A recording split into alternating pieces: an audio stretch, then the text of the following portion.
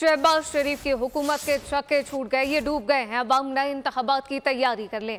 Opposition leader Umar Ayub कहते हैं कि मुल्क की मसाइल का हल नए इलेक्शन में है, जबकि कल मुल्क भर में पूरा एहतजाज होगा। कबल शुजब का कहना था कि बानी PTI को सियासत का निशाना बनाया जा रहा है। बुशरा बीबी को हदफ बनाना शर्मनाक है।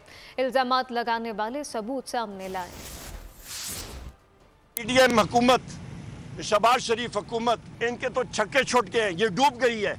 कौम को हम लोग वज़ीर-ए-आज़म इमरान खान साहब की तरफ से ये भी पैगाम देना चाहते हैं कि तैयारी करें नए जनरल इलेक्शन की। नए जनरल इलेक्शन होंगे तो मुल्क तरक्की करेगा। इस मुल्क की चारों सूबों की जंजीर है वज़ीर-ए-आज़म इमरान खान साहब। कल का जो कॉल तहरीक-ए-तहफ़्फ़ुज़ आईन पाकिस्तान ने दी है, उसको भरपूर कामयाब बनाएं, बाहर निकलें, पुरअमन एहतजाज करें। वज़ीर-ए-आज़म इमरान खान को तो पॉलिटिकल टारगेटिंग की जा रही है, लेकिन साथ में बुशरा बीबी की जो टारगेटिंग की जा रही है वो इंतहाई शर्मनाक है और इंतहाई अफसोसनाक है।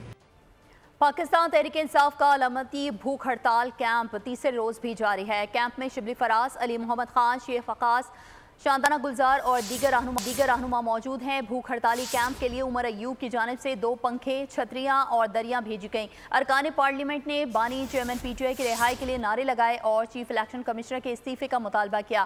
कैंप के शुरका ने खैबर पख्तूनख्वा में अमन अमान की सूरत हाल पर तशवीश का इजहार किया। सब्सक्राइब करें और बेल दबाएं ताकि कोई खबर रह न जाए।